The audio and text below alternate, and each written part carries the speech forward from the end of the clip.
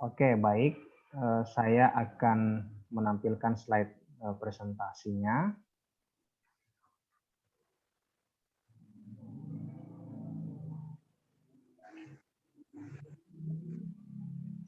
Oke, jelas saja kan teman-teman ya, yang saya share? Jelas, Jelas, Pak. Pak. Jelas, Pak. Baik. Jadi di pertemuan kedua ini, kita akan sama-sama mendiskusikan tentang konseling dan psikoterapi. Nah, sekalipun memang teman-teman, ini saya kira kalau untuk istilah konseling, saya yakin teman-teman sudah sering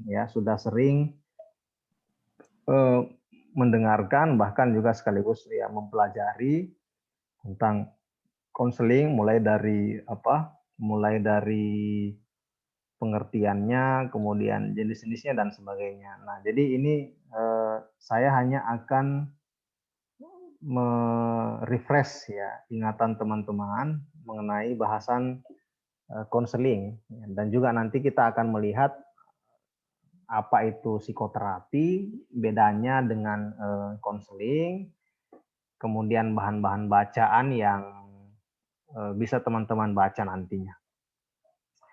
Oke, kita mulai yang pertama. Nah, jadi ini sekedar pengantar. Jadi dalam bukunya Stephen Palmer ya 2016, judul aslinya itu Introduction to Counseling and Psychotherapy. Tapi yang saya punya itu edisi terjemahan yang diterbitkan oleh Pustaka Pelajar.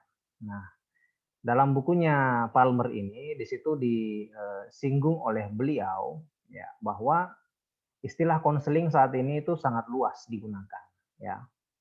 Sehingga akibat daripada penggunaan yang sudah sangat luas itu kadang-kadang muncul kebingungan ya ketika mendefinisikan. Ya, ada beberapa faktor lah yang nanti mungkin teman-teman bisa lihat. Nah, berikutnya, nah ini diantaranya ya, diantara penyebab mengapa definisinya itu jadi membingungkan, karena ada beberapa istilah yang itu mirip-mirip. Ya, misalnya ada istilah pemberian nasihat, ada konseling, ada psikoterapi, dan istilah-istilah lain yang mirip. Nah, kemudian selain istilah-istilah yang tadi disinggung, ya, istilah konseling, kemudian pemberian nasihat, psikoterapi, itu juga dalam buku yang sama ya yang ditulis oleh Stephen Palmer itu disebutkan bahwa bahkan seluruh aktivitas ya termasuk profesi dan relasi dari pertemanan, konseling mitra dan kelompok bantuan bersama hingga psikologi klinis, psikologi konseling, kemudian psikiatri dan karya sosial itu dalam beberapa hal mirip dan saling tumpang tindih ya. Jadi ketika orang misalnya berbicara tentang konseling mitra, ternyata di situ juga ada unsur-unsur psikologi klinis. Atau karya sosial, di situ ada psikologi konseling. Kemudian aktivitas pertemanan, ternyata di situ juga ada aktivitas keprofesian juga. Ya, jadinya agak bingung gitu ya. Nah, sekalipun mungkin teman-teman ketika mendapatkan materi tentang konseling di pertemuan-pertemuan sebelumnya atau di mata kuliah sebelumnya, itu teman-teman sudah mendapatkan definisi. Nah, tapi ini berdasarkan ya apa yang menjadi pengalamannya si penulis buku Stephen Palmer, dia menemukan fakta-fakta yang seperti ini ya. Nah, jadi saya kira kalau untuk lebih jelasnya ya silahkan nanti baca bukunya Palmer yang berjudul Introduction to Counseling and Psychotherapy. Kalau yang edisi terjemahannya itu judulnya Konseling dan Psikoterapi. Oke, lanjut. Nah, di sini kita akan berbicara tentang perbedaan ya antara percakapan biasa sehari-hari yang teman-teman ini sering kali lakukan dan itu kepada siapa saja dengan keterampilan konseling. Nah, jadi nanti teman-teman juga akan melihat ya apa perbedaan antara keterampilan konseling dengan konseling. Dan nanti berikutnya juga akan kita singgung perbedaan antara konseling dengan psikoterapi. Nah, jadi ini karena pengantar ya. Jadi teman-teman saya kira bisa mengamati nantinya. Nah, saya teruskan, istilah-istilah seperti keterampilan konseling, keterampilan komunikasi, keterampilan relasi atau antar pribadi itu seringkali, namun tidak selalu, ya digunakan berganti-gantian. Khusus ya mengenai keterampilan konseling dengan percakapan biasa sehari-hari, di sini teman-teman bisa melihat ada beberapa perbedaan, setidaknya ada 5 yang saya tuliskan, yang saya ambil dari bukunya Palmer tadi. Nah, di situ teman-teman bisa melihat ya, ada di sebelah kiri itu ciri dari percakapan biasa sehari-hari, dan di sebelah kanan itu keterampilan konseling. Nah, percakapan biasa sehari-hari itu ciri yang pertama adalah menyimak biasa, ya. Bahkan mungkin agak tidak perhatian. Nah, itu biasanya percakapan sehari-hari. Nah, sementara keterampilan konseling itu bisa ada aktivitas menyimak secara aktif yang melibatkan kedisiplinan untuk menyingkirkan pikiran diri sendiri secara sadar agar dapat berkonsentrasi penuh pada hal-hal yang diungkapkan seseorang. Itu namanya keterampilan konseling, ya. Nah, jadi ciri pertamanya adalah seseorang itu mampu menyingkirkan pikiran pribadinya secara sadar dan menghadirkan konsentrasi yang penuh agar dia dapat mendengarkan ungkapan-ungkapan atau pembicaraan yang disampaikan oleh lawan bicaranya. Kemudian yang kedua, kalau percakapan biasa sehari-hari itu berisi banyak interaksi. Ya, kadang-kadang juga ada disisipi anekdot, kemudian pikiran dan gagasan bersama, dan perubahan subjek tanpa tujuan. Ya, jadi kaitannya dengan perubahan subjek atau perubahan lawan bicara itu sesuatu yang tanpa tujuan, ya, tidak ada maksud untuk mengubah subjek tertentu atau lawan bicara kita. Nah, sementara kalau untuk keterampilan konseling itu melibatkan kedisiplinan untuk merespon, terutama kepada lawan bicara dengan cara yang bertujuan, ya, kemudian tidak menilai dan seringkali serius.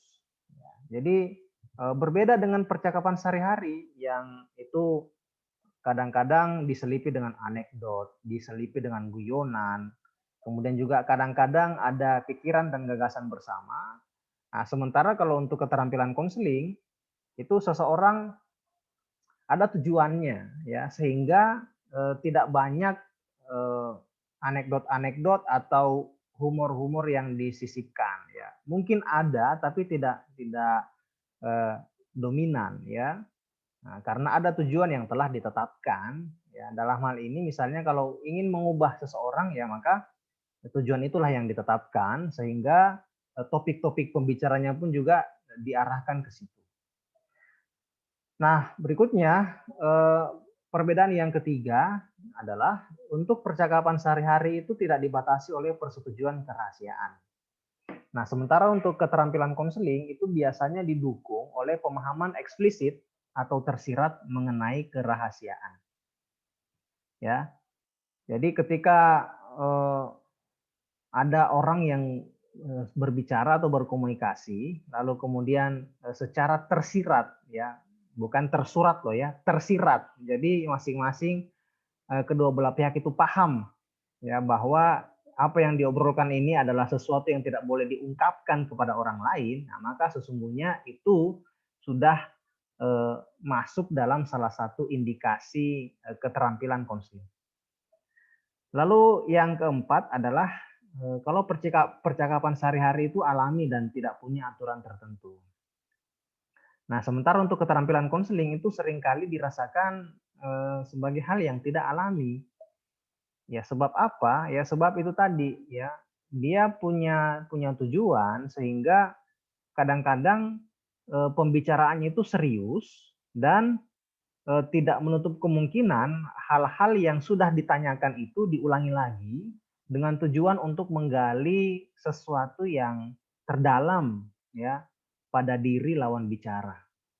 Nah, jadi itu kan tidak alami karena ada sesuatu yang memang disetting secara sengaja. Ya, makanya tadi saya bilang bisa jadi sesuatu yang sudah diobrolkan itu oleh si apa yang melaksanakan aktivitas konseling ini itu mengulang karena barangkali bisa disebabkan dia belum menangkap ya apa yang disampaikan oleh kliennya atau mungkin dengan tujuan-tujuan yang lain misalnya tadi ada sesuatu yang pengen diubah dalam diri si klien. Kemudian yang terakhir adalah kalau percakapan sehari-hari itu membicarakan banyak hal tanpa tujuan tertentu. Ya, pokoknya bebas aja. Temanya itu kalau istilah orang Jawa itu ngalor ngidul ya. Kadang-kadang ke utara, tiba-tiba ke selatan ya. Kadang-kadang ke ngomongnya sebelah timur, tahu-tahu ke barat. Pokoknya tidak ada arah yang jelas ya. Yang penting ya ada bahan obrol gitu aja. Sementara kalau untuk keterampilan konseling, ya itu umumnya terkait dengan beberapa jenis tujuan, ya. Di antaranya misalnya digunakan untuk mengambil keputusan, atau bisa juga dengan tujuan kesempatan menyalurkan emosi si klien, bisa juga menawarkan alternatif, ya, dari sekian solusi terhadap masalah yang dihadapi oleh klien atau mungkin tujuan-tujuan yang lain. Nah, jadi ini teman-teman ya yang menjadi perbedaan antara percakapan biasa sehari-hari dengan counseling skill ya, keterampilan konseling. Nah, selanjutnya ini kita akan membahas secara lebih rinci mengenai konseling ya. Jadi nanti harapannya teman-teman sudah bisa nih mendapatkan gambaran mana percakapan biasa yang sehari-hari yang kita lakukan, kemudian mana keterampilan konseling dan mana konseling. Nah, untuk keterampilan konseling ya dan juga nantinya kita akan berbicara di bahasan mengenai konseling itu kadang-kadang atau penggunaannya itu bisa di mana saja ya.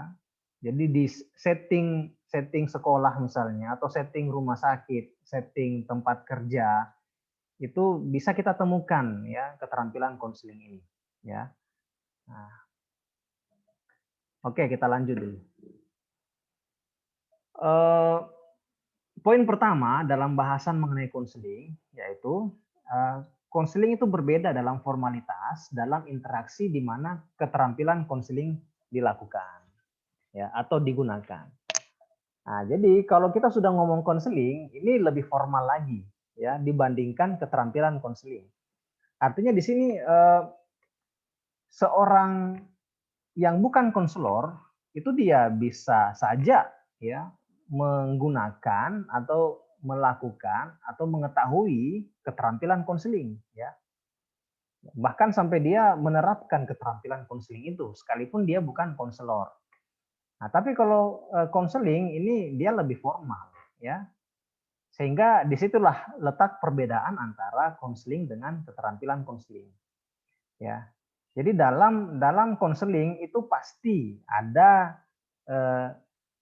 keterampilan-keterampilan konseling yang dilakukan. Nah, tapi belum tentu orang yang punya atau mengetahui keterampilan konseling, bahkan dia bisa melaksanakan beberapa poin dalam ciri-ciri keterampilan konseling yang baru tadi dijelaskan, itu adalah seorang konselor. Nah, jadi tidak ya, karena nanti ada beberapa hal yang harus dipenuhi untuk dikatakan sebagai seorang konselor. Nah, berikutnya yang kedua, konseling itu biasanya ditandai dengan adanya perjanjian yang eksplisit ya. Jadi antara konselor dan klien untuk bertemu di tempat tertentu, kemudian pada waktu yang telah disepakati, kemudian dalam kondisi kerahasiaan yang tertib, ada parameter etisnya, waktu terlindungi, dan tujuan yang spesifik.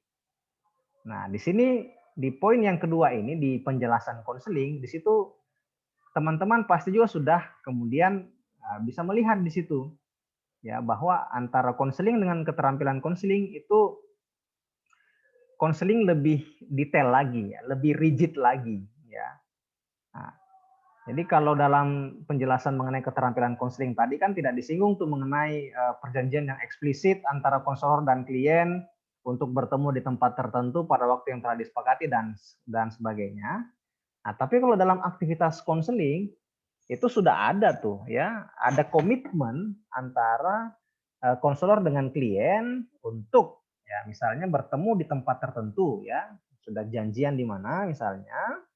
Kemudian waktunya juga disepakati, ya. Kemudian kalau kaitannya dengan kerahasiaan data itu betul-betul harus dijaga, ya. Si konselornya harus betul-betul menjaga kerahasiaan data dari si klien.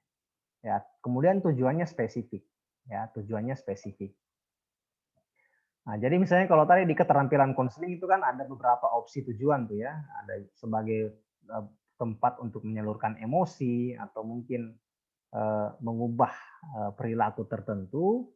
Nah, kalau dalam aktivitas konseling itu sudah ditentukan ya apa spesifikasinya.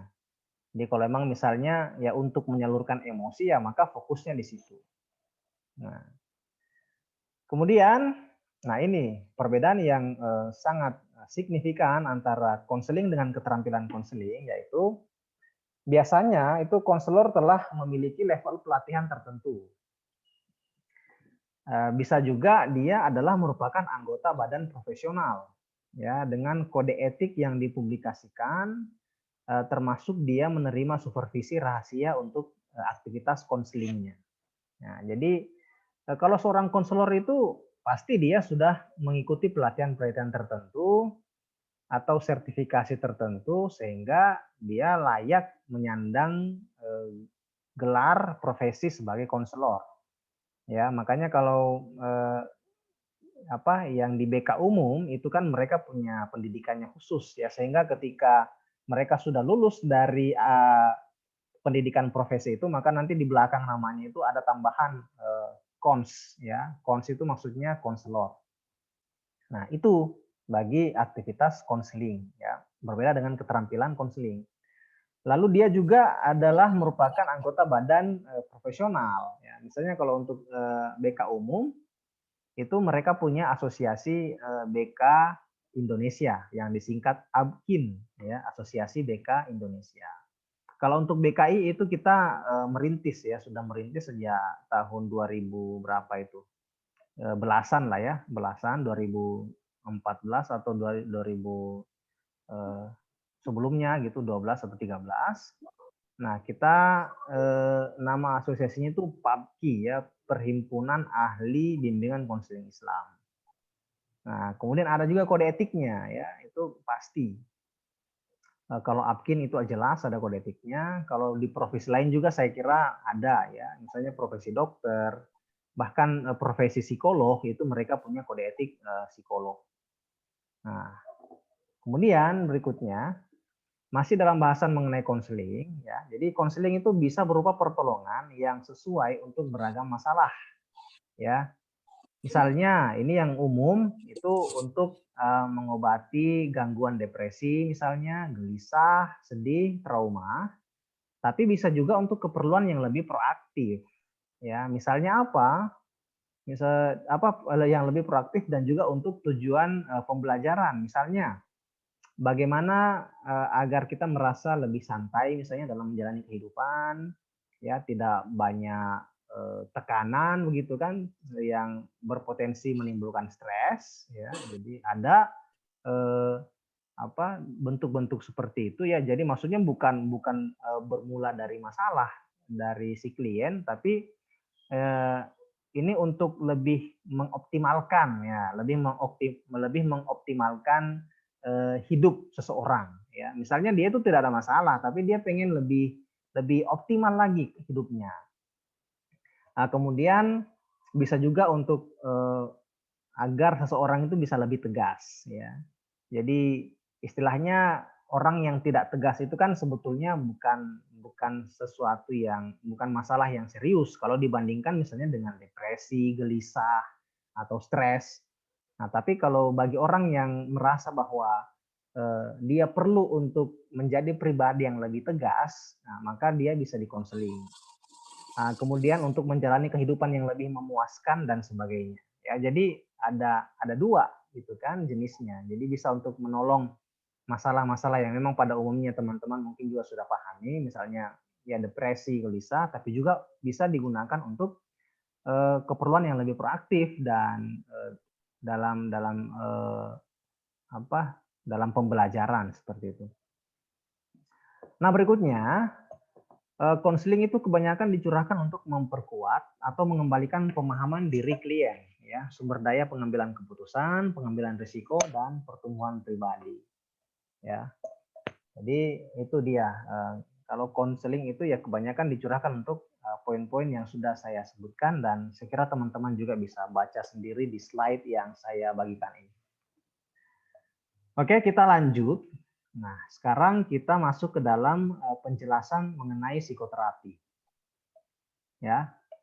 Nah, jadi psikoterapi ini itu awalnya mengacu pada bentuk psikoanalisis yang tidak begitu intensif dan masih dipahami oleh beberapa profesional hanya sebagai psikoterapi psikoanalisis.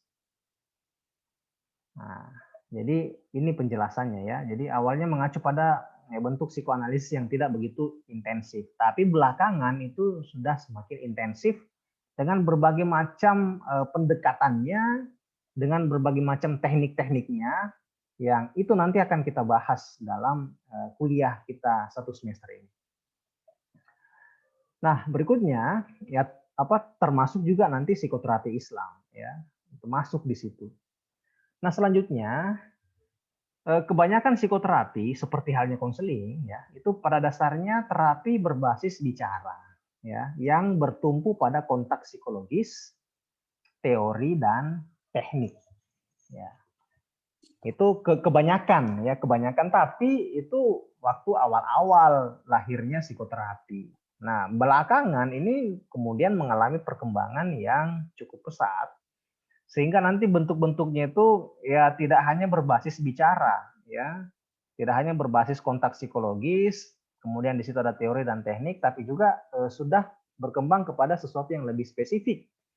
Misalnya kalau untuk psikoterapi Islam itu sudah ada yang menggunakan misalnya terapi zikir gitu kan, terapi wudhu, terapi puasa, terapi sholat, terapi sodako. Nah, jadi psikoterapi itu sudah sampai seperti itu ya, apalagi kalau kita kaitkan dengan psikoterapi Islam. Nah, jadi tadi seperti yang saya contohkan itu ya berangkat atau berasal dari rukun-rukun Islam ya. Jadi sebetulnya itu bagi yang memang sudah punya keahlian di situ ya, maka seorang psikoterapis itu dia bisa menggunakan misalnya wudhu ya, atau sodakoh atau terapi sholat untuk mengobati gangguan-gangguan tertentu. Nah, kita masuk ke dalam bahasan mengenai perbedaan ya antara psikoterapi dengan konseling ya. Nah, jadi ini perbedaan dasar yang diklaim oleh banyak psikoterapis yang merupakan perbedaan antara konseling dan psikoterapi. Ini setidaknya ada 4 poin ya.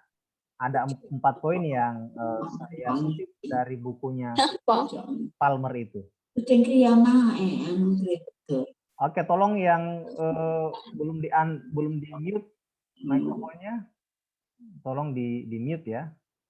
Nah, atau Siska juga bisa kalau nggak salah sebagai co-host itu bisa mute yang suara-suara yang tidak seharusnya muncul itu. Oke, saya lanjut teman-teman. Nah, jadi kita akan bahas mengenai konseling, perbedaan antara konseling dan psikoterapi. Nah, di sini ya, di sini teman-teman akan melihat nih ya. Jadi yang pertama itu dalam pelatihan konseling itu terapi pelatihan bersifat wajib dengan psikolog konseling atau narasumber pelatihan konseling itu dan juga konselornya harus melengkapi paling tidak 40 jam sebagai bagian persyaratan memenuhi sertifikasi. Ya, jadi seperti yang saya bilang tadi. Oke. Ya. Makasih ya.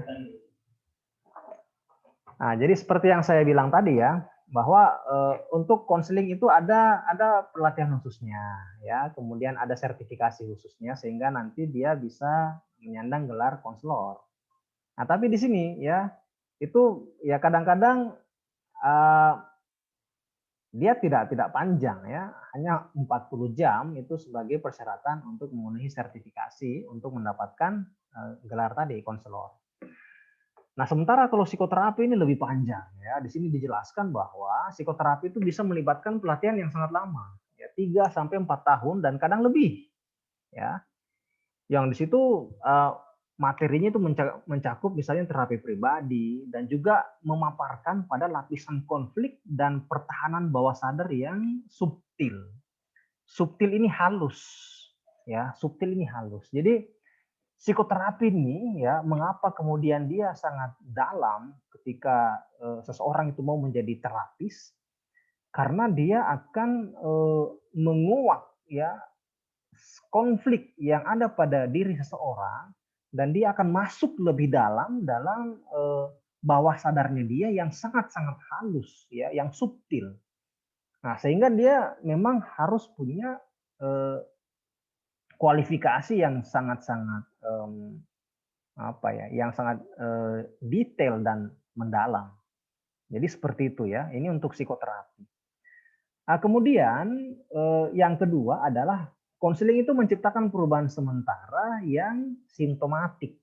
Ya, jadi kalaupun misalnya kita berbicara perubahan perilaku atau perubahan sikap, yang itu dalam konteks pemberian konseling, maka itu ya kadang-kadang hanya sifatnya sementara dan simptomatik. Ya, simptomatik itu ya penyembuhan berdasarkan gejala. Jadi gejalanya apa? Ya, melihat gejala-gejala di permukaan begitu, nah, lalu kemudian diberikan treatment atau dikonseling. Nah, sementara untuk psikoterapi teman-teman semua itu menangani masalah ke dalam bawah sadar ya. Jadi sudah sampai alam bawah sadarnya klien ya. Dan perilaku dan kepribadian yang berkepanjangan serta pola-pola klien ya. Jadi itu yang menjadi fokus garapnya orang-orang psikoterapis ya. Jadi bawah sadar, kemudian perilaku dan kepribadian yang berkepanjangan. Ya. Jadi ada misalnya dalam diri klien tertentu, misalnya anggaplah klien A, dia punya perilaku dan kepribadian yang berkepanjangan, yang mungkin itu menyimpang begitu. Nah, lalu ya mau diubah, ya maka itu menjadi wilayahnya psikoterapis. Nah, ketimbang ya, jadi dia tidak psikoterapi itu tidak berfokus pada pemecahan secara superficial gejala-gejala yang tampak ya. Jadi kalau pemecahan superficial gejala-gejala yang tampak itu umumnya ya orang-orang konseling yang menyelesaikan gitu loh. Ya. Nah, jadi kalau psikoterapi tidak fokus di situ ya, bukan pemecahan secara superficial terhadap gejala-gejala yang nampak. Nah, jadi kalau boleh kita mengasumsikan, ya kenapa tidak seperti itu? Karena bisa jadi gejala-gejala yang nampak itu tidak menggambarkan bawah sadarnya klien, ya. Nah, jadi apa yang nampak itu bisa jadi belum tentu apa yang menjadi isi hati seseorang, ya kan? Makanya kalau dalam term kajian akhlak misalnya, kita di situ akan menyinggung tentang sifat munafik misalnya. Untuk menggambarkan ini maksud saya. Ya, jadi kalau orang munafik itu kan dia menampakkan sesuatu yang tidak sesuai dengan sesungguhnya. Ya kan? Ya, orang munafik itu kan suka bohong, ya. Tapi ketika dia ngomong, itu pasti ngomongnya yang positif-positif, yang baik-baik. Ya, dan dengan begitu orang kan kadang-kadang akan memberikan penilaian, oh ini orangnya baik gitu ya. Tapi setelah ketahuan bahwa semua itu adalah omong kosong, maka nah, dia kemudian diklaim sebagai seorang pembohong. Dalam kajian akhlak itu ya disebut sebagai orang munafik ya. Karena kan ada 3 tuh ya kalau berdasarkan hadisnya Nabi. Ya kan? Kalau berkata dia dusta, kalau berjanji dia khianat, ya ingkar janji, dan apabila dia dipercaya dia khianat. Nah, diberi amanah, dia tidak amanah. Nah, jadi itu. Jadi ini saya kira bisa bisa jadi kemudian dikembangkan teman-teman semua bagi yang punya concern di bidang ini. Misalnya ada yang ingin melakukan psikoterapi terhadap orang-orang munafik gitu ya. Nah, jadi yang suka bohong itu kan kalau dalam kajian Islam itu berarti penyimpangan kan? Ya, dia tuh menyimpang sesungguhnya ya. Kenapa? Kenapa sih dia suka bohong gitu kan? Nah, maka orang-orang psikoterapi ini seharusnya bisa mengobati orang-orang seperti itu karena dia memasuki alam bawah sadarnya, ya kan? Nah, jangan-jangan misalnya dia itu memang punya punya kecenderungan yang lain daripada yang lain misalnya. Nah, lalu ya itulah dimasuki oleh orang-orang psikoterapis, lalu kemudian dicari celahnya agar bisa diubah perilaku itu. Nah, kira-kira seperti itu. Lalu berikutnya yang ketiga adalah pada konteks konseling krisis misalnya. Ini contoh ya dalam konteks konseling krisis. Konseling itu fokus ya, hanya fokus pada gejala yang relatif singkat ya, sehingga juga pelaksanaan konselingnya itu ya biasanya seminggu sekali. Nah, tapi kalau untuk psikoterapi itu bahkan awalnya dia terkait erat dengan profesi medis, ya kan? Menangani psikopatologi klien secara serius dan pola-pola tekanan psikologis yang berurat berakar. Nah, jadi ini dia bedanya antara psikoterapi dengan konseling. Ya. Jadi awalnya itu dia terkait dengan profesi medis. Ya. Jadi bayangkan misalnya kalau psikoterapi itu disanding-sandingkan, dimirip-miripkan dengan profesi medis yang lain seperti dokter spesialis misalnya. Kalau dokter spesialis itu kan pasti sangat sangat spesial ya. Jadi misalnya dokter ahli jantung. Ya. Jadi pasien yang mengalami sakit jantung itu pasti tidak mungkin tuh sekali setahun datangnya gitu ya. Tapi dia pasti akan sering-sering ya periksa atau ya sambil juga mengkonsumsi obat-obatan yang direkomendasikan oleh si dokter.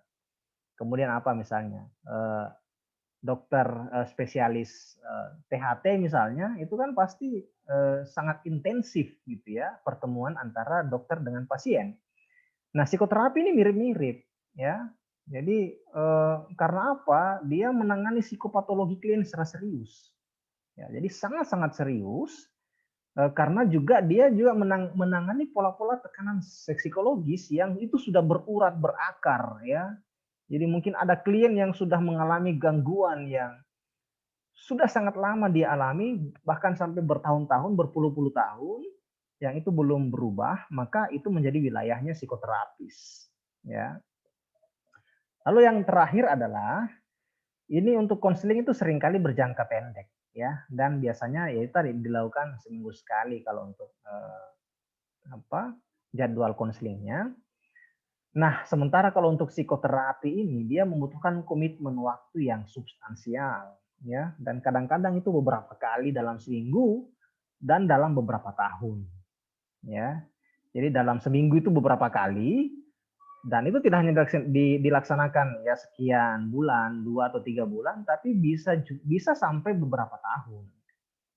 Artinya dari sini kita melihat itu betapa intensifnya ya pertemuan antara psikoterapis dengan kliennya sebab ya masalahnya juga bukan masalah biasa. Nah, jadi itu dia teman-teman semua. Ya sehingga memang ya disinilah saya kira hikmah dari kita mengetahui nih perbedaan antara keterampilan konseling tadi gitu kan dengan dengan ngobrol-ngobrol sehari-hari, kemudian perbedaan antara keterampilan konseling dengan konseling dan perbedaan konseling dengan psikoterapi agar nanti teman-teman itu bisa menempatkan posisi. Jadi kalau teman-teman menemukan ada masalah misalnya sebagai seorang konselor yang itu ternyata ranahnya psikoterapi ya maka ya kalian harus bisa menempatkan posisi. Kalau misalnya bisa sekaligus menjadi seorang psikoterapis ya maka silakan dilanjutkan. Tapi kalau misalnya tidak ya maka kemudian alih tugaskan kepada yang ahli seperti itu. Nah, itu dia teman-teman, dan ini saya kira terakhir ya, ini untuk bacaan lebih lanjut, bisa teman-teman akses misalnya British Association for Counseling, BAC, atau bisa juga United Kingdom Council for Psychotherapy, UKCP, bisa British Psychological Society, BPS, bisa juga British Confederation of Psychotherapists, BCP, bisa Independent Practitioners Network, INP, dan bisa juga di National Vocational Qualification, NVQ. Dalam hal ini lead body for counseling, advice, kemudian mediation, psychotherapy, advocacy, and guidance. Nah, jadi itu beberapa bahan bacaan, dan ini saya perlu, saya kira sebelum mengakhiri penjelasan saya di slide ini, jadi saya perlu menyampaikan bahwa memang mata kuliah kita ini psikoterapi Islam, ya. Tapi saya merasa teman-teman ini perlu juga kemudian mempelajari terlebih dahulu tentang psikoterapi yang ada di Barat. Makanya nanti dalam beberapa pembahasan kita di pertemuan-pertemuan selanjutnya itu teman-teman akan saya minta untuk mempelajari mengenai psikoterapi yang ada di Barat sana ya, dengan tokoh-tokohnya. Ya, nanti kita akan lihat di penjelasan SAP yang nanti akan saya sampaikan di kesempatan ini. Nah, baru nanti kemudian kita akan secara spesifik ya melihat beberapa contoh-contoh psikoterapi Islam. Ya. Dan tidak menutup kemungkinan juga nanti bisa dikembangkan ya. Misalnya saya terus terang ini untuk di mata kuliah untuk di SAP kita itu saya tidak menyinggung tentang psikoterapi yang saya singgung tadi. Ya, misalnya psikoterapi zikir, psikoterapi sholat, psikoterapi sodakoh, ya, yang itu lebih spesifik itu saya tidak masukkan, tapi nanti itu tidak mengapa kalau misalnya ada yang kemudian mau menyinggung itu, ya. Nah, jadi baik teman-teman, saya kira itu untuk penjelasan saya sebagai pengantar di pertemuan yang kedua, dan saya persilahkan kepada teman-teman barangkali ada yang mau didiskusikan, saya persilahkan. Saya tutup dulu ya, saya tutup dulu screen yang saya bagikan ini. Terima kasih. Oke, baik, ini sudah ada yang saya lihat si Siska. Silahkan.